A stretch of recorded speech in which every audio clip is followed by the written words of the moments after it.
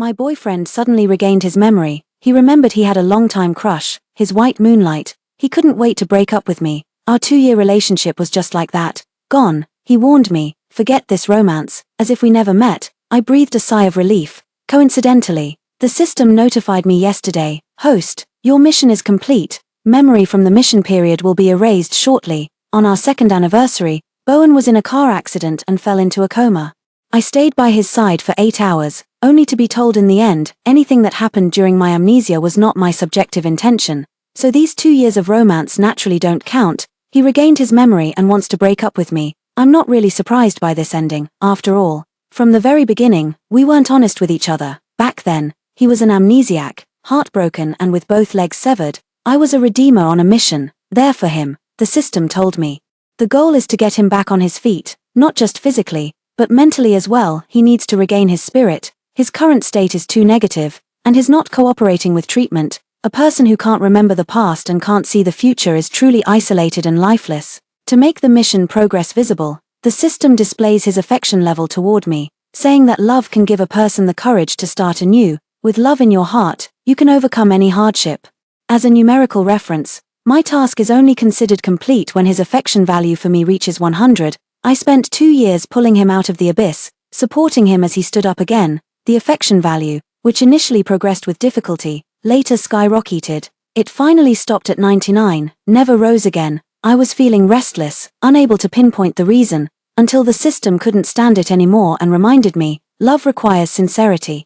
It must be exchanged with genuine hearts. So, I sat alone on the balcony all night, deciding to let go of my initial intention to complete the task and gamble once with my true heart. Finally, on our 2nd anniversary, Bowen drove me to our date, only to crash into a truck that ran a red light. At the brink of life and death, he desperately turned the steering wheel toward me, trying to leave the chance to survive for me. At this moment, the system broadcast in real time, affection progress. 100%, host, your mission is complete. Fortunately, the 2 cars only sideswiped each other with a minor collision, and no one was injured, but Bowen passed out due to the deployed airbag. I sat by his hospital bed from night until dawn, watching his affection for me drop from 100 to 0. It then rose and fell, fluctuating up and down, until finally the progress bar disappeared. At the break of dawn, he opened his eyes and said to me, "Renee, let's break up."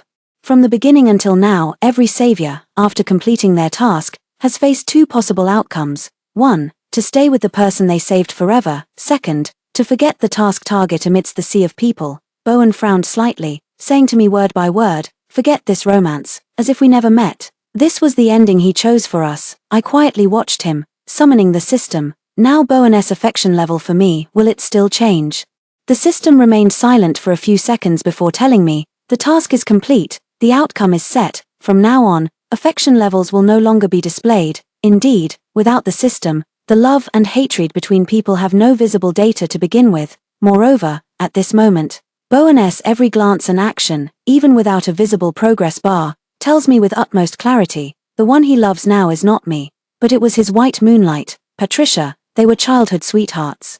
Long before meeting Bowen, the system had already told me about his past with Patricia. It's still a cliché story of unrequited love. Patricia fell in love with the newcomer and decided to go abroad with him. Bowen chased after them in his car, got into an accident in the heavy rain, lost his memory, and lost both his legs, sinking into despair ever since. A mutual friend couldn't stand it anymore and called Patricia. Across the ocean, she only said 3 things, "Forgetting me is just as well." So he won't keep pestering endlessly. We just grew up together, that's all. Helping him recover shouldn't be my obligation. Please don't disturb me anymore, my boyfriend won't be happy. Bowen felt neither joy nor sorrow about this. In fact, he grew extremely annoyed as his friends repeatedly brought up Patricia and emphasized his affection for her. Their constant reminders also made Bowen aware that, unlike everyone else who shared past memories, he remembered nothing. From then on, every time they gathered, everyone he met was familiar, yet everyone felt like a stranger. He was clearly part of the scene, yet he felt like an outsider, surrounded by liveliness. His heart remained hollow and lonely. This is probably why I was able to get close to him so easily. We didn't share a past to begin with, which in a way made us equals. I smiled and told him, our memories will start from now. Countless gazes and touches formed a Bowen who loved me. Bowen, but it's a shame when all his past memories resurface. Our 2 years ultimately couldn't compare to their 20. What's worse, Patricia returned to her home country, Just a few days ago, after a fight with her boyfriend that led to a breakup, she secretly flew back and showed up in front of the still amnesiac Bowen in the pouring rain, crying pitifully, "I have nowhere else to go, Bowen." Faced with the unexpected visitor, Bowen was already irritated. He almost ruthlessly exposed her. "Go home, stay at a hotel, or even under the overpass even if you really have nowhere to go. This is not the place for you to stay." Patricia staggered, looking at him in disbelief. "You've never spoken to me like this before." "Well, I'm sorry about that," Bowen scoffed. "I've forgotten how I used to speak to you." I couldn't bear to see her get drenched in the rain any longer, so I handed her an umbrella, but she brushed it aside, looking at Bowen with a deeply hurt expression. "Even if you don't remember, Bowen, someone must have told you about our past 20 years. Aren't you afraid you'll regret treating me like this once you regain your memories? Or are you deliberately getting back at me, because I went abroad back then, so now you've just found a random girlfriend to get even? Is that it?" Then she looked at me again and sneered with a mocking laugh. "Do you know what this kind of behavior of yours is called? Taking advantage of someone's vulnerability." I don't know if this counts as taking advantage of his vulnerability, slowly winning him over while Bowen forgets his love for her. However, there is one thing Patricia wasn't wrong about. The amnesiac Bowen regretted it, unexpectedly. When Patricia learned he was in the hospital, she took the initiative to visit. Faced with Bowen's soft question, "Aren't you angry with me?" she let out a delicate flimpage and said angrily, "We'll settle the matter of you making me angry after you're discharged from the hospital. How could I not come when you've been in a car accident?" The hospital room quickly filled with people, and I became the extra one. Their passionate conversations about the past were chapters of a life I had never been part of. No matter how the topic shifted, it always circled back to Bowen and Patricia, how they attended school together, skipped classes together, how Bowen fought for her and took the punishment in her place. Suddenly, I felt utterly bored and turned to leave. Patricia, however, suddenly called out to me and warmly invited, "Miss Renee, we're going to celebrate Bowen's new lease on life.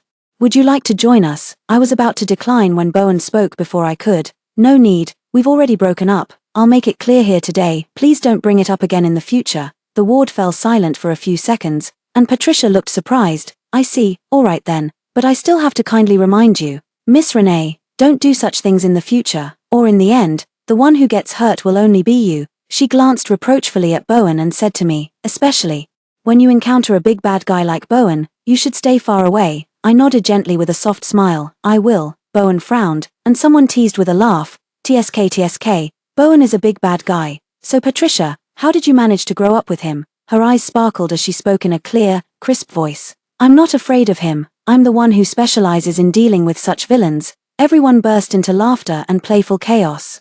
Only after stepping out of the hospital did I feel like I could breathe freely again. Bending over and pressing hard on my chest, I asked the system, "How much longer?" The moment the system announced I had completed the mission yesterday, it also notified me, "Memory from the mission period will be erased shortly. This procedure is set to activate by default upon mission completion, but it can be terminated at any time once the outcome is determined."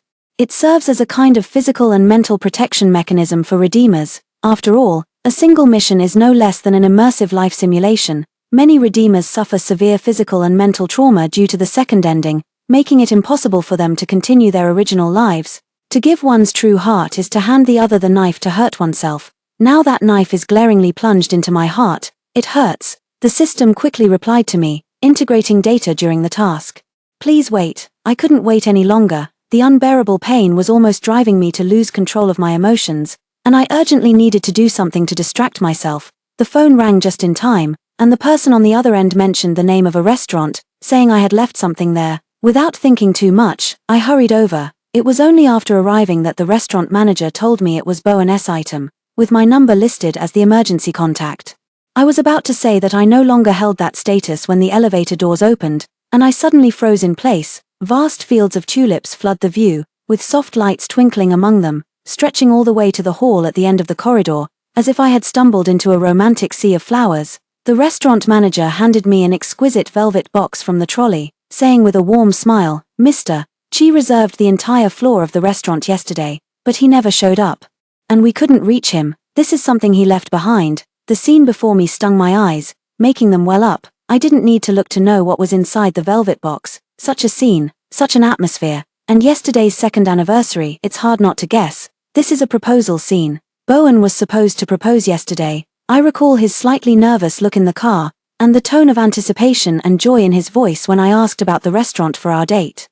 A secret loses its surprise if revealed too early, so this was the secret he could hardly keep hidden. I never expected it to be uncovered in this way. I stood there in a daze, suddenly hearing a flurry of footsteps from around the corridor corner, along with excited voices. I instantly recognized it as Bowen's friend. Is this what you call a double blessing? Regain your memory, regain your single status. What do you mean by regain your single status? Patricia said with slight dissatisfaction. If you've lost your memory, then it doesn't count as having been together. It was just fooling around. You guys really are something, not keeping a proper eye on things when I'm not around. Any woman can just get close to Bowen. Bowen's friends really don't think much of me, always feeling like I'm an outsider intruding into their circle. It's just that, since Bowen likes me enough and they see me gradually making him better, they can't really say much. The relationship always maintained a delicate balance. Patricia's return once caused a fluctuation in that balance. Bowen didn't take her in during the heavy rain, and that night he received a call from a friend, whose voice was laced with anger. It's pouring rain, and you didn't even let her in. Bowen, after all, you grew up together. You just lost your memory and don't remember how much you used to like her. Aren't you afraid you'll regret this later? Everyone was certain he would regret it. Bowen let out a scoff over the phone. How many times do I have to say the only person I like is Renee? You keep bringing up Patricia over and over. Is it that I like her? Or is it that you like her but don't dare say it, using me as an excuse? The other end suddenly fell silent. Bowen threw his phone aside and hugged me, softening his voice. So annoying. Why does everyone say I like her? Is liking something hidden in memories?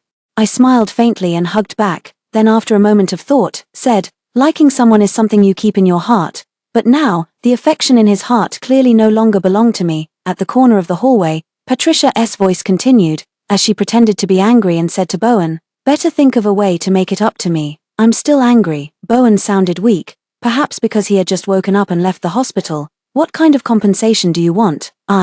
He suddenly stopped because he saw me, and the elaborately arranged romantic proposal scene behind me. The manager quickly stepped forward to explain, thinking at first that Bowen had brought friends along for the proposal, and congratulated him with a smile. Until he noticed everyone's expressions were not quite right, he gradually fell silent. Someone couldn't help but ask, just joking.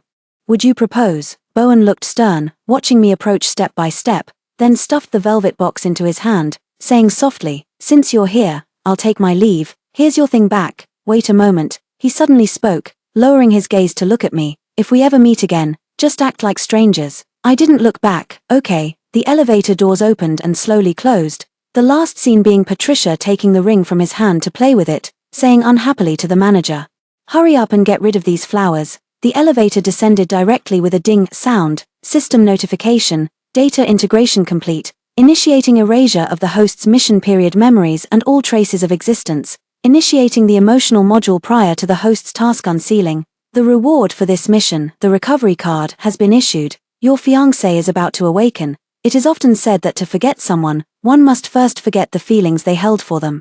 I sense something within my heart slowly peeling away, while another intense and profound emotion is gradually emerging, with an unstoppable momentum. It is the emotion belonging to my fiancé. His name is Edgar, and he has been lying unconscious in the hospital for 2 years. The doctor said his chance of waking up was less than 1%. At that time, there were only half a month left until our wedding. No one told me how to truly let go. At the most desperate moment, the system appeared. It said that this world has a protagonist. It was a male lead redemption system, unable to directly interfere with the male lead's life, but it could choose side characters as task performers to influence him. Both Edgar and I are side characters, nameless and insignificant, at this moment. The second male lead of this world is in crisis, and I have been chosen as the redemption tasker. Upon completion, I will receive the corresponding reward. Patricia said Bowen is a big bad guy. Actually, I'm not a good person either. Initially, the purpose of approaching Bowen was to save Edgar. Later, when my affection for him stagnated, in order to offer my true heart, I even had the system assist by temporarily sealing away my feelings for Edgar. This was actually risky. If it succeeded, then it was possible that after falling in love with Bowen, I might not choose to unseal those feelings. Edgar would probably hate me for changing my heart when he wakes up. If it fails, Edgar will die. I thought all night about whether I could accept Edgar hating me, or accept his death. In the end, I decided to take the gamble. I placed my sincerity and choice in Bowen's hands, loving him wholeheartedly without reservation. As long as we don't end up together after completing the task, the system will automatically initiate the next procedure. I might be reluctant to break up, but Bowen might not be, because of the presence of Patricia. It turns out, I bet correctly, the system is very fast. And within just a few seconds, it tells me, all memories of the host's existence have been erased from the minds of everyone around Bowen. I ask it, what about Bowen? The system cannot directly interfere with the male lead's second memory, it cannot be erased, but he did say he wanted to be strangers. So in a way, it's as if it's been erased. Reflecting on these 2 years with him, at first it was to coax him into cooperating with the treatment, but later, because I liked him. I agreed to many of his requests. This is the last one. Standing in place, I suddenly realized that the memories in my mind were beginning to blur, shatter, and dissipate. Finally, I heard the system announcement, host's emotions erased, dormitory memories erased, special note, traces related to the host. This data is extensive and will take some time to erase. A sudden sense of relief washed over me, and I blinked lightly. The phone rang. It was a call from the hospital. And the voice on the other end sounded cheerful. "Ms. Your fiancé has woken up." When I arrived at the hospital, the doctor had just finished a full-body examination of Edgar, and the results showed that he had fully recovered. The ward was quiet, with only Edgar left inside. Under the soft, warm glow of the fluorescent light, he looked as handsome as ever, like a lush tree in a summer breeze, handsome and beautiful. I stood at the door, suddenly hesitant to enter, afraid it was just a dream. After all, I had dreamed of such a scene countless times before, only to wake and find it was false. Only the cold tears on my face were real.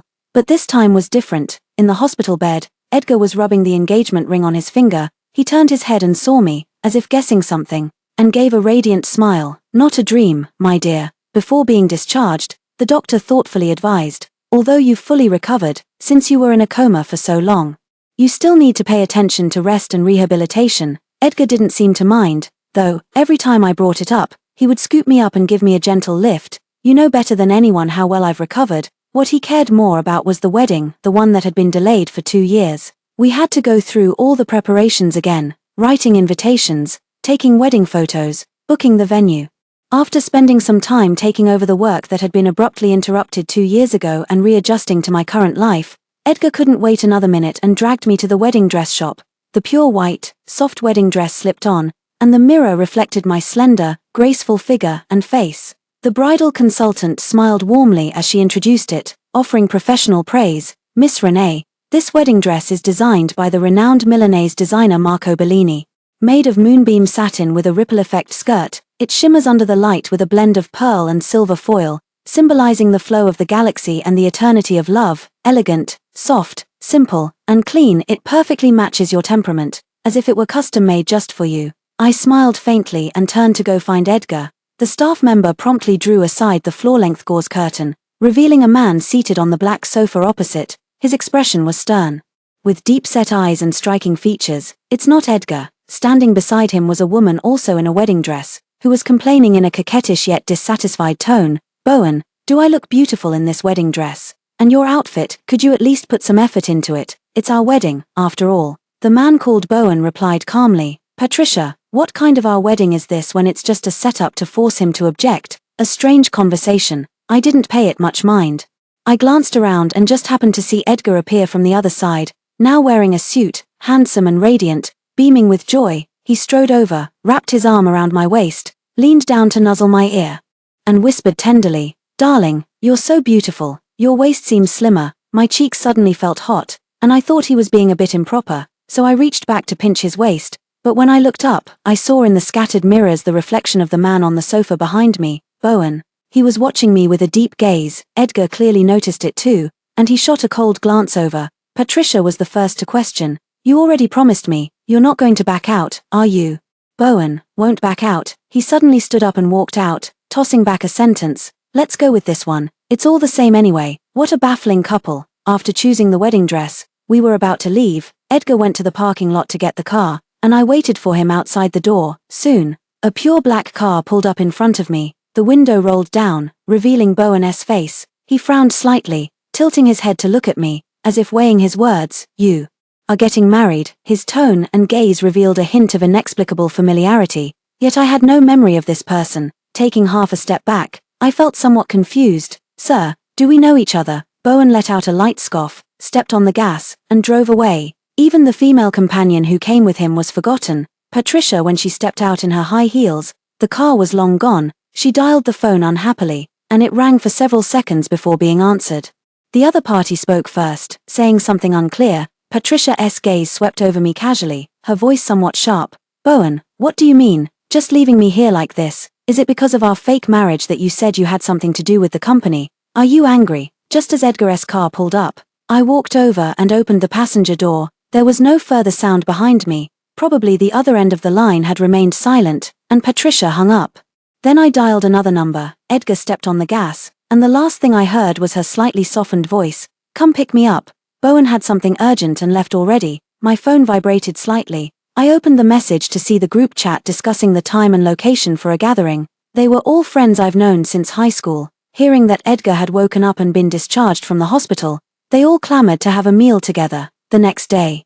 As soon as we entered the lobby, we ran into a few friends who had just arrived. After greeting each other warmly, we all got into the elevator together. I pressed the floor number, and just as the elevator doors were about to close, a slender hand reached in, causing the doors to reopen, revealing Bowen's face. Along with Patricia beside him, and a few others behind them, probably their friends, the elevator instantly became crowded. Edgar gently shielded me in his arms. While directly in front was Bowen's back facing me, their friends were chatting. Although it's not real, you two childhood sweethearts walking down the aisle in wedding attire together should leave no regrets. Our friends are also asking, have you set the wedding date yet? How did the wedding photos turn out? And for the honeymoon, it's best to pick a place where no one can disturb you. Edgar was about to answer when he suddenly heard a soft TSK. Bowen impatiently snapped, so noisy. The elevator fell silent instantly. With a ding, the door opened, a group of people hurried out, then glanced back at the motionless Bowen, whispering a reminder, our floor is here. One floor up is the private room we reserved. When old friends gathered, the first thing they all cared about was Edgar's recovery. He chuckled softly. It's actually quite unbelievable. After lying down for so long, my body has no issues at all. Someone raised a glass and laughed. This is what they say, good fortune favors the blessed. After a few rounds of drinks, I went to the restroom with a female friend. On our way back, passing through the elevator lobby, someone blocked our path. My friend glanced up, recognized the person, and said warmly, handsome, did you get the wrong floor? Your private room is downstairs. Bowen does have a very recognizable appearance, but at the moment, he reeks of alcohol. He asked me in a deep voice. Did you just marry someone at random because you broke up with me? I frowned, somewhat displeased, and my friend couldn't help but express surprise. Break up with you? Are you drunk and mistaking me for someone else? Renee and our school heartthrob Lou have been together since high school graduation. It's been so many years, they're deeply in love and have never separated. Bowen let out a light laugh, shifting his gaze from my face to his friend's, and told her word by word. Why don't you ask her how much she loved me when we were together before? He immediately fixed his gaze on me, his eyes sharp. Don't tell me again that you don't know me, Renee. Not only do we know each other, everyone knows we were together. Bowen dragged me toward the private room downstairs. My friend was horrified, cursed a few times in panic, and immediately went back to call for help. The elevator was slow. Bowen pulled me directly toward the stairs. We spiraled down a long corridor, and he pushed open the door to one of the private rooms. Inside, people were toasting and chatting animatedly. The sudden interruption brought an abrupt silence, and everyone turned to look at us intruders. His grip on my wrist was extremely tight. Bowen looked at me, emotionally agitated, and pointed at the group at the table as if deliberately asking, "Ah, so you don't know me? Then do you not know anyone here at all?" Before I could speak, someone at the table voiced their confusion first. "Bowen, who is she?" With that question, the outcome became clear. Not only do I not know them, but none of them know me either. Only Bowen, who was gripping my wrist tightly, looked at the bewildered expressions with near disbelief, his voice filled with anger. "What are you talking about? How could you not know her? She is Renee, the one who was with me for 2 years. Someone came over with a laugh to smooth things over. Bowen, are you drunk and confused?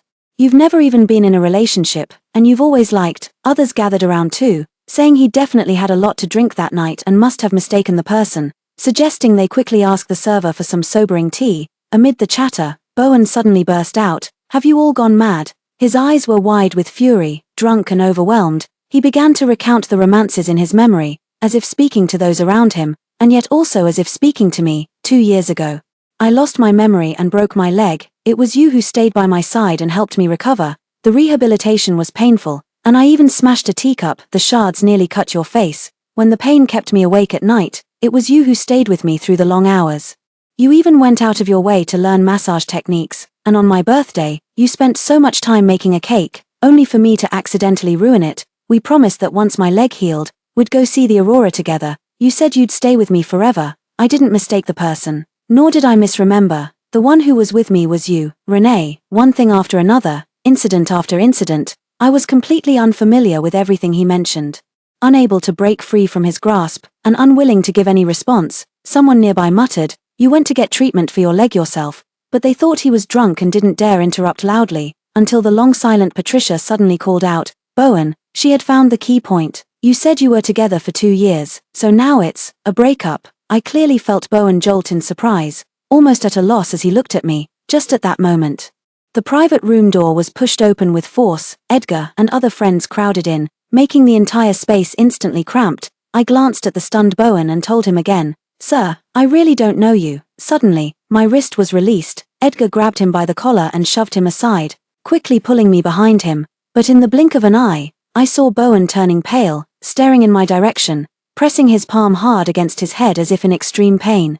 His friend came over to apologize. "Sorry about that, he's had too much to drink and mistook you for someone else. This is the first time, it's never happened before," my friend angrily scolded. "I thought he was a handsome guy, but he turned out to be a creep." Edgar cast a cold glance at him while leading me out, then gently held my bruised wrist, examining it carefully with a pained expression, insisting we go to the hospital. Just as we stepped out, exclamations erupted behind us. "He's fainted, hurry to the hospital." The hospital was quiet late at night. Edgar opened the ointment prescribed by the doctor and applied it gently and meticulously to my wrist. It emits a faint, plant-like fragrance. A clamor erupted in the hallway outside the emergency room. The doctor said it's nothing, just a headache caused by drinking too much. He was a bit off tonight. "Patricia, it's because of your fake marriage, isn't it? He's liked you for so many years. And now he finally gets to marry you. But it's all fake." Anyone would feel terrible about this, but it's really rare. We've known each other for so long, and this is the first time I've seen him drink like this, and never this crazy before. The conversation was intermittent, and there was never Patricia's voice. Nor did anyone mention my name. After applying medicine to my wrist, Edgar went to the bathroom to wash his hands. I sat where I was and waited for a while. Soon noticing a shadow fall over me, looking up, it turned out to be Patricia. She looked at me and said with certainty, "We've met at the wedding dress shop." I didn't speak, and a trace of unease inexplicably crept into her expression. "You really don't know Bowen. Should I know him?" Edgar came out of the restroom, and I stood up to leave with him. After just a few steps, I heard Patricia call out to me, "You know, he was just drunk tonight, not entirely himself." So what he said was all nonsense. It can't be taken seriously. A few days later, Bowen suddenly appeared at the school where I teach. It was just after school, and students were scattered around the school gate. After saying goodbye to my colleagues, I had just stepped outside when he stopped me. After a few days, he had visibly lost weight, but there was an added layer of confusion and absurdity in his eyes. I don't know what exactly happened. It seems like no one remembers we were ever together.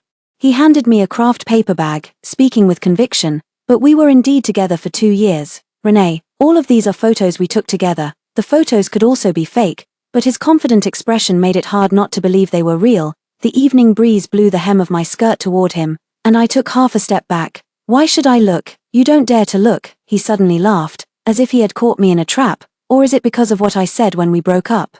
You're taking revenge on me, bribing everyone to pretend they don't remember." This was so absurd that I couldn't help but feel helpless. "I don't even know you. How could I have ever been with you? Then do you dare to open these photos and say again that you don't know me?" He suddenly raised his voice, staring straight into my eyes. The honking of cars mixed with the laughter of students, creating a chaotic noise. I don't understand why he suddenly appeared in my peaceful life, pestering me endlessly and causing such annoyance. Even the photo he handed to me, though my memory told me it had nothing to do with me, inexplicably stirred a vague, indescribable feeling, trust memory, or trust feeling. I took a deep breath, took the craft paper envelope from his hand, and slowly unwound the thin string wrapped around the button. Bowen pursed his lips, staring intently at my fingers. As I reached the final loop, a voice suddenly echoed in my mind. "All traces related to the host have been erased, archiving process data for the redemption mission." I paused, and the world seemed to fall silent for a second. Footsteps sounded, and a boy in a school uniform suddenly rushed out from behind, bumping into my shoulder. The leather bag flew out of my hand. Photos instantly scattered and fluttered down, spreading all over the ground. Various scenes, various angles, all without exception featured Bowen. Only his figure remained. When I left, Bowen was still standing there, almost grief-stricken and dazed as he looked at those photos. There he was during rehabilitation training, and there he was eating at a restaurant, watching movies, taking walks, throwing snowballs. Indeed, he was always alone, yet his gaze seemed forever fixed on another person. His eyes revealed a gentle smile, brimming with affection. Cars sped by on the roadside, and the photo was easily swept into the wheels, crushed, shredded. I recalled that voice claiming to be a system, learning that I had indeed completed tasks, and that it was related to Bowen, but the system said I had chosen to erase my memories, forgetting the tasks I had done and forgetting him as well. The system added, "This procedure is a one-way, irreversible operation. Once initiated, it will be permanently erased. Indeed, once a decision is made, there's no turning back. Since you chose to forget back then, you must have decided to let go." The phone vibrated slightly. Edgar sent a message, a photo of a dining table, featuring my favorite mushroom soup and spare ribs, and a message, "Honey, waiting for you to come home for dinner, Tilda. The system says the purpose of my mission is to save Edgar. 2 years ago, I helped a student who was being bullied by thugs and later faced retaliation. I was kidnapped just before my wedding. Outnumbered by the assailants, Edgar was struck in the head with a steel pipe while trying to save me. Bleeding profusely, he held on until the police arrived, collapsing the moment the sirens sounded. If not for that sudden accident, Edgar and I would have been married 2 years ago. The wedding preparations went very smoothly, an ocean backdrop, pearl decorations, and the shimmering moonlight on the waves. I was surrounded in the middle, wearing a soft and holy wedding dress. Cooperating with the video recording while recalling the lines I had prepared, a friend who had come from afar teased me with a smile. "I heard this is the most luxurious hotel in City A. The groom is really going all out. Not only is he wealthy, but also handsome, in his suit and tie. He looks so dignified and exceptionally dashing. Several couples are getting married here today." I took a stroll out of boredom, and judging by the welcome photos, only one groom can rival your husband. As she adjusted my bridal corsage, she pondered and commented, "But he had such a cold expression, while your husband's smile is so blissful and radiant." An old classmate chimed in, "Exactly, Edgar used to take the bus in the opposite direction after school every day just to run into Renee. From school uniforms to wedding dresses, he must be over the moon now." As the words faded, someone hurried over to ask everyone to take their seats, and the laughter and chatter drifted away with them.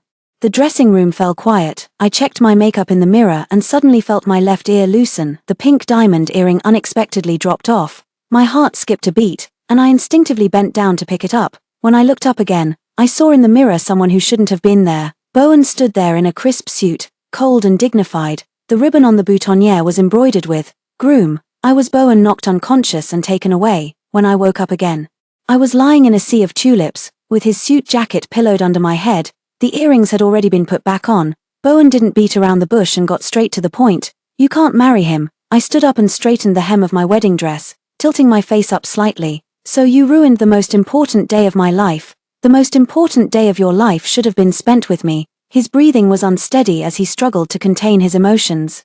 "If nothing had gone wrong that day, I would have proposed to you, and if all went well, we would have been married soon. Renee, the one you should have married was me." In the distance, tourists are taking photos and running around, carefree and joyful. I don't remember Bowen's past that he mentioned, nor do I want to know. I just feel exhausted, and I try to communicate with him in a softer tone. "Even if we were once together, I don't remember it now, and I'm about to get married. What's the point of stubbornly trying to prove it?" "What do you mean, what's the point?" His eyes were red with anger. "That was our 2 years. How could you just forget it like that?" I thought he was being unreasonable, but looking around, the sea of flowers stretched endlessly with nowhere to go, so I had no choice but to listen to him recount that relationship. Apart from his leg rehabilitation therapy, it wasn't really any different from an ordinary couple's life. We rode the Ferris wheel together, watched fireworks, went grocery shopping. Occasionally we would argue, but we always made up quickly. He was immersed in memories, meticulously describing every past scene as if he had relived them countless times alone. Without my phone nearby, I couldn't reach Edgar, and I gradually lost patience. When I heard Bowen say, "We promised to walk hand in hand until old age," I couldn't help but interrupt loudly. "The one I love is him. You said you loved me too. Then why did we break up?" This was the question he had been avoiding from the very beginning. I didn't understand why, so I looked at the suddenly frozen Bowen, and asked him again in a softer voice, "Since we've already broken up, why bring up the past?" The phone rang abruptly. Bowen didn't answer, letting it ring until it stopped, then rang again, stopped, over and over. Finally, he took out his phone and glanced at it. The caller ID showed, Patricia, the next second. He directly smashed his phone away, fierce and resolute. He turned his head and said to me, "Because I don't want to break up anymore, because I want to take back those words about being strangers." He said he mistook years of habit and unwillingness to let go for love. When 20 years of memories suddenly resurfaced, they shattered our 2 years together and reawakened his obsession with Patricia. He thought the consciousness during his amnesia was incomplete. How could such feelings be valid? Upon learning that Patricia had broken up and returned to the country, he couldn't wait to end things and draw a clear line. Later, he began uncontrollably recalling scenes from our time together, the instinct to protect me during the car accident, and that line from a friend, "Just kidding, would you propose?" Such a meticulously arranged proposal setting must have been carefully planned and filled with anticipation. It wasn't until he saw me walking toward someone else in a wedding dress, truly having forgotten our relationship, that he suddenly understood, even if memories are incomplete, how could feelings be incomplete? He regretted it, Bowen said to me with bloodshot eyes, his voice strained. "Renee, let's not break up, okay? It's okay if you don't remember.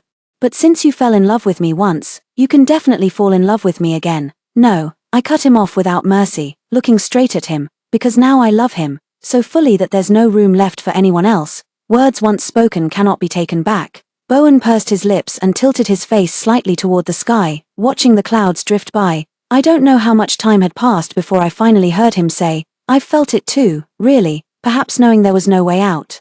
Or because all hope had been completely shattered, he suddenly relaxed, turned his head to look at me, a gentle smile appearing in his eyes. "You look really beautiful in this wedding dress." That day at the wedding dress shop, I already had a feeling. As soon as the words were spoken, I heard a click sound, not far away. Someone was holding a camera, taking pictures of us. Seeing us turn to look, the person greeted us warmly and enthusiastically. "Wife," a familiar voice suddenly cut in. I turned around in surprise and saw Edgar running from a distance, shouting loudly, "Wife!" He came to me. The photographer froze. I immediately picked up the wedding dress and turned around, about to step away, when I heard a self-mocking whisper from behind, "At least we've worn wedding clothes together. I guess there are no regrets now." At the same moment, the system spoke. The redemption mission for the second male lead has been successfully completed. All process data has been archived. Beginning unbinding. Host, goodbye. A gentle breeze brushed against my face, as vast fields of tulips swayed in the wind. The soft shades of pink and white stretched all the way to the horizon, merging with the romantic hues of the setting sun. I am wearing my wedding dress, walking towards my beloved. The end. Story 2. Received a text message from a real estate agent in the middle of the night. MS, Adele, can you give me your boyfriend's contact information? My period hasn't come this month, and I'm a bit scared. I glanced at the message, then looked at my boyfriend sleeping like a log beside me, while replying, "You're already pregnant and still haven't gotten his contact info. You're so useless." I kicked my boyfriend off the bed with one foot. Woke up thirsty in the middle of the night and got up to drink water, only to see a message notification. I picked up my phone, wondering who would text me so late, only to find it was the real estate agent I'd been in frequent contact with lately. "Belen, MS, Adele, can you give me your boyfriend's contact info? My period hasn't come this month, and I'm a bit scared." The moment I read the message, I almost didn't grasp what it meant. I rubbed my eyes before realizing it was my boyfriend's mistress coming to provoke me. I glanced at Buck sleeping like a log beside me, feeling almost ready to tear him to pieces inside. "You're already pregnant and still haven't gotten his contact info. How pathetic." I gritted my teeth as I replied, then stretched out my leg and kicked Buck right off the bed. Startled awake by a sudden kick in his sleep, Buck quickly scrambled up from the floor and asked nervously, "What's wrong? An earthquake?" "Baby, run." I just sneered at him coldly. "What's wrong, baby?" Noticing my expression, Buck realized it wasn't an earthquake but that I was angry. He sighed and climbed back onto the bed. "What happened? Did you have a nightmare? What unforgivable thing did I do in your dream this time?" He wanted to come over and hug me, but I pushed him away coldly and said, "Don't come near me. Stay right there. I have something to ask you." Buck didn't know what was happening and could only sit in the corner feeling somewhat wronged, not daring to speak. He looked wronged and pitiful, but it was this very man, who would act so pitifully in front of me and beg for comfort, who would betray me and find a mistress. To be honest, I had never imagined this before today. I took a deep breath, just about to ask him how he got involved with Belen. Just then, my phone rang again. It was a message from Belen, MS, Adele. "I know you can't accept the fact that your boyfriend betrayed you, so you choose to belittle me like this, but I still advise you to face reality. Competing with words is useless. The man you can't hold on to, you still can't hold on to. And I don't mean any harm, I just want to let the child's father know of his existence. Are you so afraid of the child's father knowing about his existence because you know you don't have a competitive edge? I've lived for over 20 years.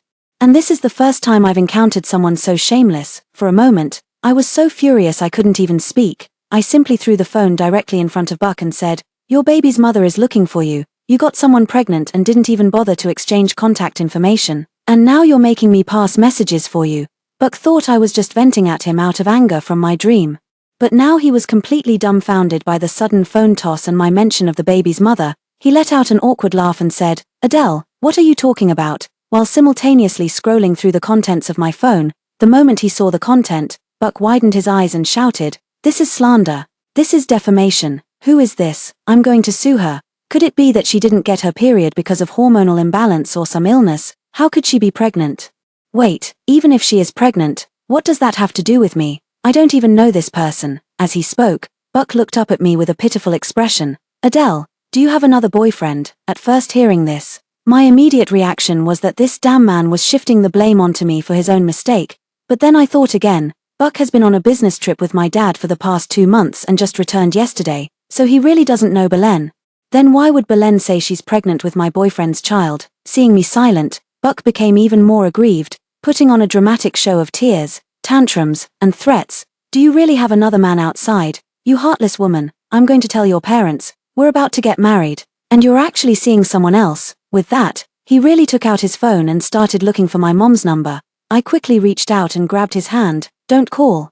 It's a matter of life and death." "No way, you've got another dog outside. I'm hurt. I have to tell your parents." Buck broke free from my grip, but didn't actually dial the number, just widened his big eyes and looked at me with a pitiful expression. I sighed. Something about this doesn't seem right. I took my phone and told Buck about Belen's situation. "Recently, because I'm preparing to get married and buy a new home, I've been visiting sales offices of major real estate developments in the city over the past 2 months, and Belen is the real estate agent who has assisted me the most. Our communication has always been quite pleasant, but recently, whenever I scheduled a property viewing, she would either decline by saying she had other arrangements or hand me over to another agent. Tonight, she suddenly sent this message. Late at night, I didn't think much and just assumed she was referring to Buck. Thinking of this, I sent another message to Belen. "Did you make a mistake? Do you know who I am? Do you know who my boyfriend is?" Belen replied quickly, "Adele, MS, Adele, you don't actually hope I got the wrong person, do you?" "Of course I know who your boyfriend is. If you don't believe me, I'll show you a photo of us together. Mr. Buck said himself that I'm much more interesting than you." Right after, she sent a photo. In the photo, Belen is pressed tightly against a handsome man. The man is smiling brightly, holding Belen firmly in his arms. However, the man in the photo is not Buck, but we also know that person. It's Buck's cousin Dave. It was then that I remembered, during the first few times I went to view the house, Buck was away on a business trip and couldn't accompany me, so he had his cousin go with me instead. But since it was a new house after all, I was a bit picky. Dave accompanied me to view it twice and then got impatient, even saying in front of the staff that I was being too fussy, making such a hassle out of choosing a house and causing trouble for the staff. At the time, I didn't get angry out of respect for Buck, but I told Buck about it when I got home, and later Buck didn't let his cousin accompany me anymore. Little did I expect that in just those 2 times, he actually hooked up with Belen. On the phone, Belen sent a photo and withdrew it within 2 minutes. I didn't even have time to screenshot it. "I told you it wasn't me." After getting a clear look at the person in the photo, Buck spoke up excitedly. I rolled my eyes hard. "Right, it's not you, but it looks like she's about to become your cousin's wife." Buck frowned upon hearing this. "What cousin's wife? My cousin already has a wife." "Yeah, Dave got married a year ago. He has a wife. And yet he ended up in bed with Belen." I couldn't help but feel a bit disgusted. Just as I was about to call to give Dave a piece of my mind, Buck stopped me. "What? Are you planning to cover for your cousin?" I glared at Buck with a hostile look. Buck shook his head and said, "How could that be? It's just that if you confront him now, he probably won't admit it, and might even turn the tables and accuse you of trying to drive a wedge between us brothers." Hearing Buck say this, I felt he had a pretty clear understanding of his relative's character. "So what do you suggest we do? Just pretend we don't know," I said, somewhat discouraged, unexpectedly. Buck grinned mischievously and said, "How could that be? Now that the other woman has provoked you right to your face, it's only natural for you, as the rightful partner, to make some noise about it." Hearing this, my eyes lit up. Indeed, Belen sent me such a provocative message in the middle of the night. Isn't it normal for me to be upset? I ignored the continuous provocative messages from Belen, turned off my phone, and went straight to sleep. The next day, Buck went to work early. And I only got out of bed after sleeping in. After getting myself ready, I drove to the sales office where Belen was located. As soon as I entered the sales office, Belen spotted me. Seeing me arrive in a huff, a smug smile appeared on her face. Another salesperson, noticing my aggressive approach, came forward to ask what was wrong. Pointing at Belen, who was standing not far away with a triumphant smile, I said loudly, "I'm about to get married. But your employee Belen has been seducing my boyfriend and is even pregnant with his child. She's destroying my marriage and family. Is your company just going to ignore this?" My voice was so loud that many of the potential homebuyers in the sales office turned to look. Following the direction of my finger, they saw Belen. It has to be said, those who dare to actively send messages to provoke the legal wife have unusually thick skin, facing the strange looks from everyone in the hall. She didn't even bat an eye, and the smile on her face never wavered. I saw Belen walking toward me with a smile still on her face. "Honey, if your fiancé did something wrong, go solve the problem with your fiancé. Why bother causing trouble for me? You don't actually think that a man's infidelity is all the mistress's fault, do you? And you call yourself a woman. Have you ever considered that the real problem might be your fiancé?" Her smile grew brighter and she moved closer to me. Her shameless behavior was starting to make me doubt myself, but luckily I'm not an idiot who can be easily swayed by a few words to redirect my anger. But clearly, some of the onlookers were being misled. Another young woman whispered softly, "It's true, every time a man cheats, the wife comes to beat up the mistress, while the scumbag gets off scot-free. Instead of going home to deal with her own man, she comes to cause trouble for the other woman. What's the point?" Belen's colleagues suddenly felt a bit more confident upon hearing this. Someone even laughed and advised me, "Miss, if your fiancé really did something wrong, maybe you should go talk to him instead. We're all women, why make things hard for each other?" In the end, it just shows you care too much about men. As more and more people chimed in with advice, my expression grew darker. I never imagined that, as the victim, I would be labeled as someone who loves men too much. Seeing more and more people agreeing with her, Belen became even more pleased with herself. She patted her stomach and gave me a provocative smile. "Darling, I was the one who helped you see through that scumbag. Instead of thanking me, you come to cause trouble for me. You really don't know what's good for you." I could even clearly sense that she was deliberately provoking me, hoping I would react excessively. Clearly, Belen is very skilled at steering the conversation and shifting the focus. Watching her increasingly smug expression, I couldn't hold back any longer and stepped forward to slap her. "A mistress is just a mistress. How dare you try to play the virtuous helper after being the other woman? Who taught you that?" After I hit her, I clearly noticed that Belen's eyes were actually filled with triumph, yet her expression looked pained and wronged. She covered her slapped cheek, her voice choked with sobs. "This world is just too harsh on women. It's clearly a mistake made by two people, yet you only come after me." Hearing her say this, she instantly became the perfect victim, with the property viewers and staff tightly shielding her behind them. I frowned slightly, suddenly realizing that this woman had been provoking me to confront my boyfriend all along. So her goal is to have me go make a scene with a man, so she can reap the benefits from the conflict, if it's a mistake made by two people. "How do you know I haven't confronted my fiancé? But he doesn't even acknowledge your existence. Meanwhile, you're the one sending me provocative messages in the middle of the night. Shouldn't I come to you?" I also put on a hurt expression, my eyes reddening. I pulled a girl beside me and showed her the provocative messages Belen sent me yesterday. "Look, isn't this woman provoking me on purpose just to upset me? My boyfriend isn't even home, and when I called him, he completely denied it.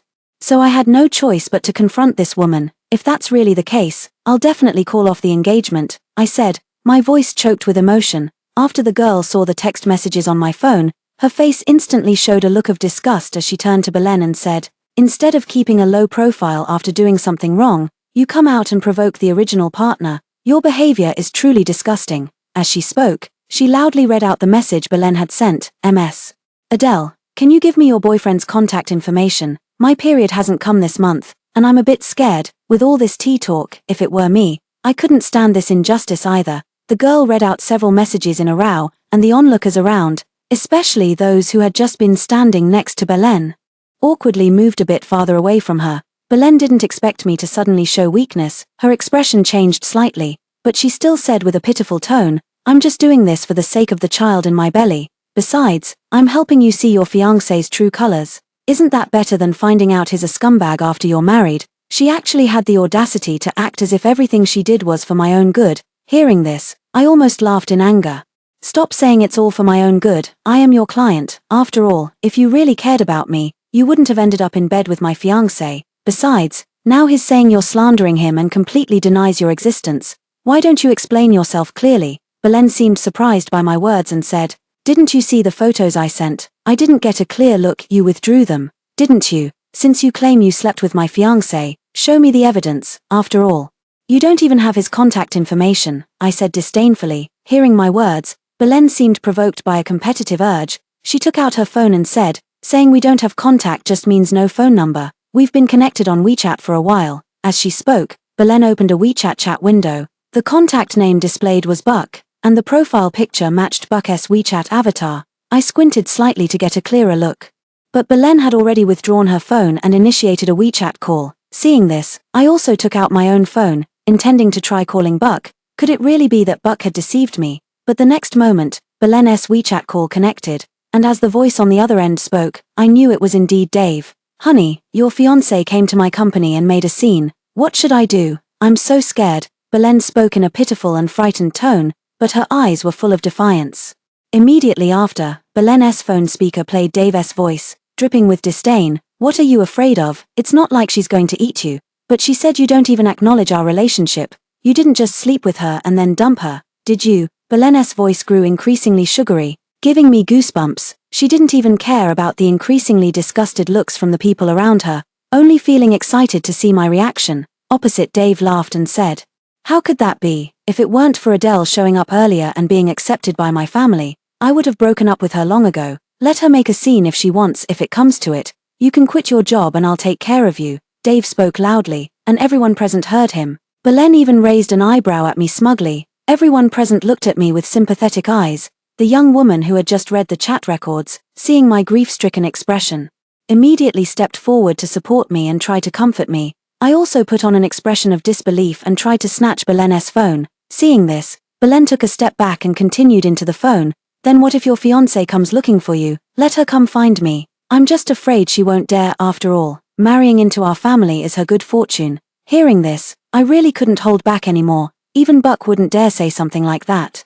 Where did Dave get the nerve to say that marrying into the Jiang family is my good fortune? Just as I was about to open my mouth and question him, Belen had already hung up the phone with satisfaction. She said to me in a mocking and pitiful tone, "Ms. Adele, it seems you don't have the courage to confront your fiancé at all. What you just said was nothing but lies. Women must learn to love themselves. If you only rely on men, one day they will prove unreliable.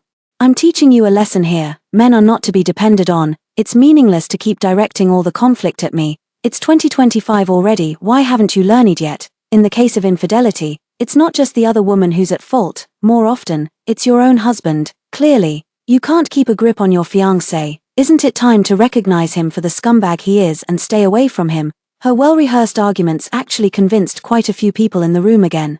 I even saw someone recording a video. The person recording the video was even saying, "This is what a clear-headed, strong female lead sounds like. Folks, look at how impressive this salesperson is, emotionally stable and logically sharp." I was so angry I laughed. Now even a mistress can be whitewashed into a strong female lead. Have you all lost your minds? Getting involved with someone who's already in a relationship is morally corrupt. No matter the reason, wrong is wrong. You can't just say it's mostly the scumbag's fault and then perfectly disappear from the blame. Don't act like you're some savior rescuing me from a desperate situation here. I don't need you to save me, lady. After saying that, I dialed the complaint hotline of this real estate company. "Since Buck said he wants you to quit and support you, I suppose you don't care about losing your job." Belen really didn't care, even raising her hand to let me complain as I pleased, in front of everyone. I filed a complaint against Belen, then dialed Buck's parents' phone number. On the phone, I once again forced a tearful tone and said, "Auntie, Buck is seeing another woman outside. I'm not going through with this wedding. You should find another bride." After saying this, I hung up the phone. Belen actually nodded with great satisfaction at this. "Now that's a modern woman for you, Ms. Adele. In the future, keep your eyes open when choosing a man, and next time something like this happens, don't take it out on the other woman. It's clearly the scumbag's fault, isn't it?" She actually had the nerve to lecture me with that condescending tone, making me so angry I wanted to slap her again. But the young lady from earlier stopped me, whispering a reminder, "You already slapped her once just now. If you hit her again, be careful, she might call the police." I took a deep breath, forcibly suppressing the urge to act out, and said to Belen, Don't act like you're some independent, strong female lead. Would a truly independent, strong female lead go after a man who's already taken? Would a truly independent, strong female lead need a man to support her? I'd like to see if Buck will actually support you. After saying that, I turned around, thanked the young lady from earlier, and left. The call I just made to Buck's mom got a quick response. Buck's call came not long after. Did something upset you today, baby? My mom was terrified when she heard you wanted to call off the engagement and just called to scold me. Right at that moment, I was in the mood to vent my anger, so I told Buck all about Belen's behavior earlier. It seems Dave really got involved with Belen in your name. What is he trying to do?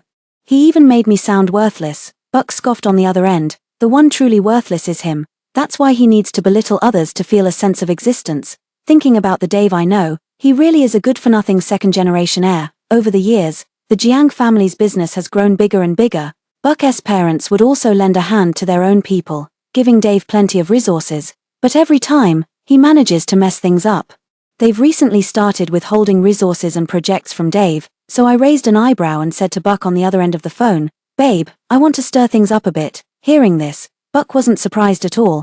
"Didn't you call my mom just to stir things up? Go ahead, as long as it makes you feel better." With Buck's approval, I had no qualms about taking screenshots of last night's chat with Belen and what Dave said on the phone today, and posting them in the group chat as if Buck had said them. Buck did such a thing. I won't forgive him. Since he thinks I'm reaching above my station by marrying into your Jiang family, then I won't reach anymore. I'm calling off this wedding. The once quiet family group chat instantly became lively. Buck's parents anxiously said, "Adele, is there some misunderstanding here? We just called Buck, and he said he doesn't know this woman at all." Other relatives also stepped in, saying Buck isn't that kind of person. There must be some misunderstanding, and urged me not to act impulsively. Only when more and more people chimed in did I finally reply, "Uncle, Auntie, I wanted to believe Buck too, but that saleswoman called him right in front of me. He admitted with his own words that I was just someone who showed up early and happened to win your approval. Since he likes such a shameless woman, it shows that he and I are not on the same path. It's better for us to part ways." My words silenced the group for a moment. No one dared to speak. Buck probably wanted to see me perform and didn't rush to appear. Instead, Dave jumped in. "Bro, this is your fault. You already have a wife. Why aren't you satisfied? That woman is a real estate agent, right? Those women will do anything to sell a house. If she can seduce you, she can seduce anyone. You really messed up this time. What a shame. Adele is such a great sister-in-law. You should just admit your mistake properly." Dave seems to be speaking up for me with every word, but in reality, he's helping Buck admit guilt with each sentence, while also provoking me to break up with Buck. Buck also saw Dave's comments. He replied in the group chat, "I really don't know that woman. How could I ever betray Adele? Adele, I really am innocent." Seeing Buck's reply, I immediately responded, "She's already pregnant with your child, and you still say you're innocent. It's fake, it's slander. I've never even met her. How could she possibly be pregnant with my child?" Buck said righteously. I continued to reply, "Stop playing dumb. It's not like she got pregnant all by herself." No matter how Buck tried to explain, I refused to believe him, leaving his parents both anxious and helpless. They believed that Buck wouldn't do such a thing, but the evidence against him was solid, and I was clearly furious at the time, so there was nothing they could do. Seeing that he couldn't clear things up in the group chat, Buck spoke up directly. "If that woman is really pregnant with my child, then there are only two possibilities." Now I was a bit curious to hear what Buck would say next. The next second, Buck said in the group chat, "Either she obtained my sperm through illegal means, or she did something to me that I don't remember. I think I need to call the police." When I saw Buck's words, I couldn't help but burst out laughing. This guy really dares to say anything. Dave seemed a bit anxious when he saw Buck say this. "Bro, calling the police isn't appropriate for this kind of thing, right? If something really comes out of the investigation, it could affect the company." But Buck's parents were very supportive of Buck. When they heard Buck say this, they were convinced that Buck must not have done anything wrong, so I chimed in the group chat, "Yes, call the police. How could a mere real estate agent do such a thing? Who knows what kind of shady business might be behind this?" Seeing this, the other relatives felt reassured and all stepped forward to support Buck in calling the police. Dave tried to persuade them a few times at first, but after realizing no one was paying attention to him, he seemed to give up. At that moment, Buck sent me a private message. "Baby, how was my impromptu performance?" I gave him a thumbs up. "By the way, your cousin is acting strange. Why is he so insistent on making you take the blame? Doesn't he feel guilty at all? I also find it odd. It feels like he doesn't want us to get married, but it's okay, whatever he's trying to do, the police will figure it out." I was a bit surprised. "You're really planning to call the police?" I thought you were just trying to scare your cousin. My reputation was damaged, and I almost lost my wife. Isn't it justified for me to call the police? Buck said righteously, at that moment. Buck's cousin also sent me a private message. Adele, is this the woman you mentioned in the group chat? She's giving a live-streamed lecture and using you as a case study. Clicking on the live stream link sent by the cousin, it was indeed Belen Broadcasting. By then, she had changed out of her professional attire and was wearing a figure-flattering dress. On the left side of the live stream, the video of me going to the sales office this morning to find Belen is playing on loop. Belen also explained in a mocking tone, "Sisters, you must pay attention in the future. Improving yourself is the most important thing. This MS, Adele is the lowest class of woman, her taste in men is poor, and when the man cheats, she doesn't dare confront him, only taking her anger out on me. Another woman, when both are at fault, why single out a fellow woman? This world is still too lenient toward men. If this MS, Adele were smarter. She should either let go and walk away gracefully after discovering the man's infidelity, or quietly improve herself to win him back. Her behavior of only venting her anger on other women is simply shrewish, and everyone should definitely not follow her example." Belen's outrageous remarks made the live stream audience forget that she was the other woman who destroyed someone else's family. The comments in the live stream were all praising Belen as a clear-headed leading lady. I was so angry I laughed. I shared the live stream with Buck again. "Your girlfriend has become a teaching tool now," Buck replied after watching the live stream. "Baby, doesn't this live stream background look like my villa in the eastern suburbs?" I took a closer look and it really did. Wasn't that villa too remote? "And you were planning to sell it? How is Belen there? You'll have to ask Dave about that." I handed the villa over to him to handle. "Looks like he's using it to hide his mistress." Then he sent another mischievous grin emoji. "Baby, I just noticed on this woman's profile that she'll be live streaming again tomorrow morning. Time to watch your man perform." I replied with a mischievous grin emoji too, and got ready to watch Buck's performance the next day. Buck got up early and didn't go to the office, telling me to just stay home and watch the live stream. I raised an eyebrow at his deliberately disheveled getup and couldn't help but find it a bit amusing. After Buck left, I opened Belen's live stream from yesterday. She was very punctual, starting the stream right on time. Today, she was still playing my video from yesterday. She's using me as a traffic magnet. But to be able to watch Buck's performance in the stream, I held back the urge to complain. In the live stream, Belen continued to lecture her fans in a condescending tone. In fact, a woman's fate is something she fights for herself. Whether it's climbing up by relying on a man or by her own abilities, it's all her own skill. Sisters, don't underestimate yourselves. If you want to become a strong female lead like me, you can join my fan group, and you can also sign up for my private coaching sessions. I didn't expect her to be selling courses, so I simply joined her fan group. Sure enough, there was an admin inside selling courses. I added the admin and expressed my interest in buying one. Management gave me a list with the prices of various courses, including how to determine if a man is a high-quality male, how to attract the attention of high-quality men, and how to interact with high-quality men. Judging from the course titles, the content is so detailed it's jaw-dropping. Management kept pushing the sales pitch. "Miss, you should take a look. The price might be a bit high, but it's really useful. See, our host used these methods to win over the fiancée of MS, Adele.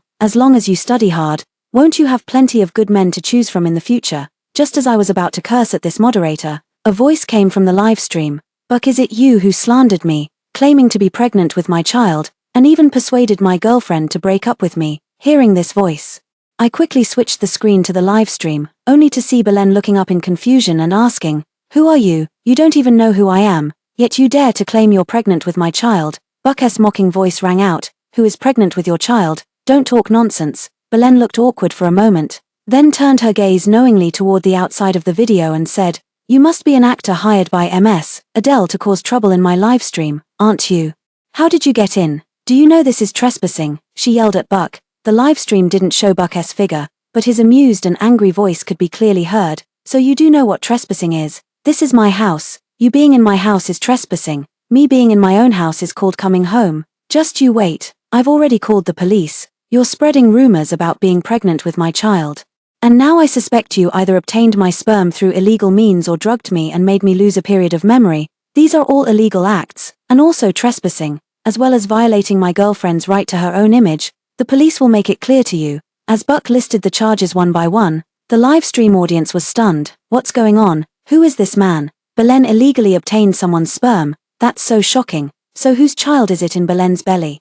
Belen, seeing the increasing doubts in the live stream, she said to someone off camera, "The child in my belly is Buck S. And this house was also given to me by Buck to live in. Who are you anyway? Why are you here to cause trouble? I am Buck, I'm not here to cause trouble. I just want to clarify, you keep saying you're pregnant with my child, but how did that happen? Why are you trying to ruin the relationship between me and my girlfriend? Why are you in my villa? You have to explain yourself clearly today." But as soon as he finished speaking, the sound of more people entering the room could be heard in the live stream. The next second, police officers appeared in the broadcast and demanded that Belen come with them. In the live stream, Belen looked utterly shocked and kept saying, "Officer, there must be some misunderstanding. I don't know this person. He just showed up at my place out of nowhere. This is Mr. Buck's house. So it's perfectly normal for him to be here. He's now accusing you of trespassing." And just like that, Belen was publicly escorted away from the live stream. It frightened a group of fans and amused a crowd of onlookers who were there for the drama. Buck also sent me a look for praise emoji at this moment and asked, "So, was it exciting?" I gave him another like. "What's the situation now? We're heading to the police station now, waiting for this woman to confess everything. You rest at home and wait for updates." Buck replied. Only then did I feel reassured and lay back down to rest. It was at this moment that someone recorded what had just happened in the live stream and submitted it to some marketing accounts. The news of the live streamer being taken away on the spot by the police gained a lot of attention. So without Belen's knowledge, she truly went viral. At this point, Belen's outrageous remarks were dug up, shocking countless netizens. Is this how mistresses whitewash themselves nowadays? She says it's a mistake made by two people, but then she tells the victim to only confront the man, while she herself enjoys the benefits. She's using this to build her image as a strong, independent woman, who actually admires this kind of strong woman. The girl in the surveillance video is so pitiful. Not only was she betrayed by her boyfriend, but this woman is also using it to mock her and sell her courses.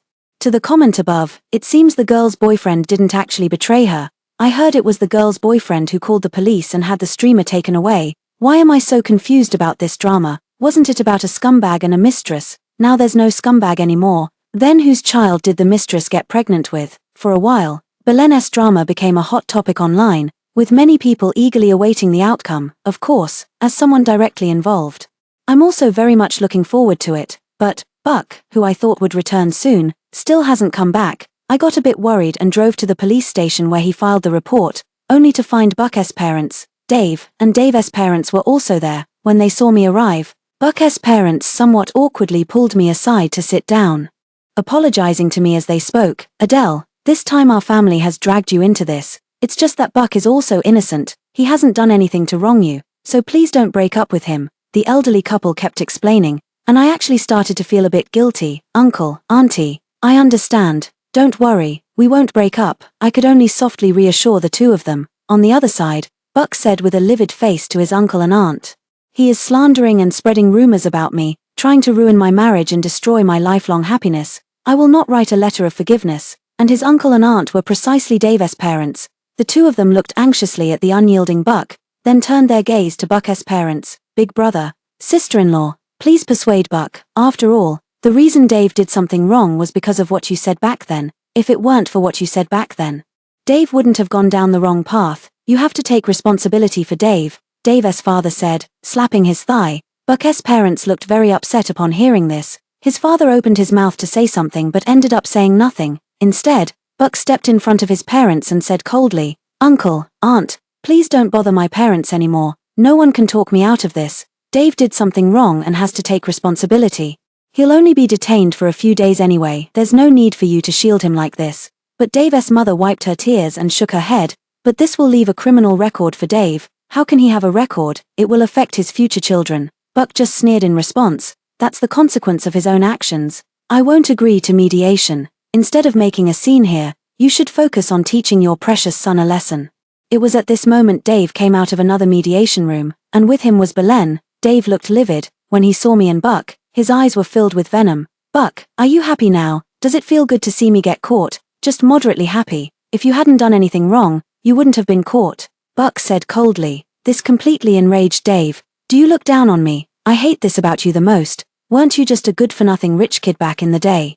How come you turned your life around just to chase after some woman? Now everyone in the family praises you, even though back then your parents said you were useless and that the family company would eventually be handed over to me. Since you were useless, why didn't you just stay useless your whole life? Why did you have to change for the better just to chase after Adele? Why give me hope only to let me down? I'm going to make you lose everything and send you right back into the mud." Dave shouted emotionally, and the police nearby quickly stepped forward to restrain him, preparing to take him elsewhere. Dave's parents, heartbroken, tried to intervene but were stopped by the police. In the end, Dave cursed Buck and Buck's parents as he was forcibly taken away by the police. Belen was not detained due to her pregnancy, but she still faced punishment. The police also demanded that she publicly apologize to me. She also glared at me with venom in her eyes. "How could a woman like you land a good man? Do you think just because I mistook someone this time, your boyfriend is without his own issues? Let me tell you, a woman who only relies on men like you will be abandoned one day." I was utterly shocked by her words and was about to retort when I saw her change her expression and look at Buck. "Handsome, the child in my belly should have been yours, back when Adele came to me to buy a house. I thought, how could a woman like her be worthy of such a wealthy husband? I originally intended to seduce you, but I never expected the one who came with her was actually your cousin. Your cousin deceived me, so you have to take responsibility for him," Belen said seductively as she moved closer to Buck. Buck took a big step back. "Don't you dare touch me. You've never even met me, yet you're spreading rumors that you're pregnant with my child. If you touch me now, who knows what you'll claim next?" Belen's expression stiffened at the sight. "So you care that much about your girlfriend? Aren't you worried she might betray you? Your girlfriend went house hunting with Dave. Doesn't that make you suspect something is going on between them?" Hearing this, I couldn't help but want to step forward and slap her. It's as if she'd die if she didn't spread rumors. Her mouth just can't stop making up lies all day. But I didn't need to do anything. As the police stepped in, "Belen, if you continue to spread rumors, although you won't be detained during your pregnancy, other penalties will still follow." Belen had no choice but to shut up upon hearing this. I was still a bit dazed even after leaving the police station. Although I knew Dave had pretended to be Buck and deceived Belen, I couldn't understand why he was arrested. When I got home, I couldn't help but ask Buck. Buck sighed before telling me the reason behind it all. It turned out that Buck had also been rebellious in his youth. He didn't study properly and was always getting into fights. His parents couldn't control him and almost sent him to a military school. Back then, Buck's parents were so worn out from trying to discipline Buck that they once said in front of everyone, if Buck continued to be so idle and reckless, they would give all the family property to Dave. This statement Dave's whole family took to heart, especially Dave, who almost believed that Buck's family's company would eventually be his. As it turned out, during Buck's high school years, he met me. He fell in love with me at first sight, but felt that because I came from a well-off family, had excellent grades, and was too outstanding, he didn't dare confess his feelings directly. In order to keep up with me, he gave up all his bad habits and focused on studying hard. He got into the same university as me, and after completely transforming himself, he appeared before me with a brand new look and pursued me. This change made Buck's parents extremely happy, so they've always liked me. The moment he saw the content, Buck widened his eyes and shouted, "This is slander. This is defamation. Who is this? I'm going to sue her." Ting Yuan resented me even more for making Buck change, which is why he has always treated me poorly. This time, under Buck's arrangement to accompany me in buying a house, he met Belen, coincidentally. Belen mistook him for my boyfriend, so he simply went along with it, letting Belen think she had stolen my fiancé. He deliberately guided and instigated Belen to provoke me, using me as a topic to attack me, all to make me break off the engagement with Buck, because he believed that as long as I broke up with Buck, Buck would revert to his former playboy self. This way, he could regain the opportunity to inherit the Buck family company. As for Belen, her original intention was never just to ruin someone else's family. She wanted to use the incident between Buck and me as a case study to attract more attention, build her strong female lead persona, and gain more followers to sell courses. And her course selling content was also deemed to violate public order and good morals, resulting in penalties. It can be said that the two were using each other. But in the end, both suffered the consequences. After hearing Buck tell all this, I couldn't help but sigh with relief. Thankfully, I'm not the kind of woman who relies solely on men, as Belen described, or I might have been led astray by Belen. After all, I'm the little girl who benefits from the comfortable conditions my parents created. 2 days later, Belen, though extremely reluctant, was urged by me and the lawyer to post an apology statement addressed to me on her social media account. However, the statement was only posted for a day before it disappeared, as his account was banned by the platform for violating public order and morals, and her fans began to demand their rights, with reports that she would be sued for fraud if she didn't refund the money. Belen didn't have a high income to begin with, and she hadn't made much money from Dave before, so now she's lost everything. The path of selling courses through self-media is no longer viable. and she's also quit her job. It seems her days ahead are bound to be tough, but that has nothing to do with me anymore. On the other hand, Dave's household was also in turmoil. After learning the news that Dave had cheated, and even impersonated his cousin to do so, his wife immediately filed for divorce and aborted the 3-month-old fetus she was carrying. Dave's parents were heartbroken and wept bitterly when they found out, but by then the child had already been aborted.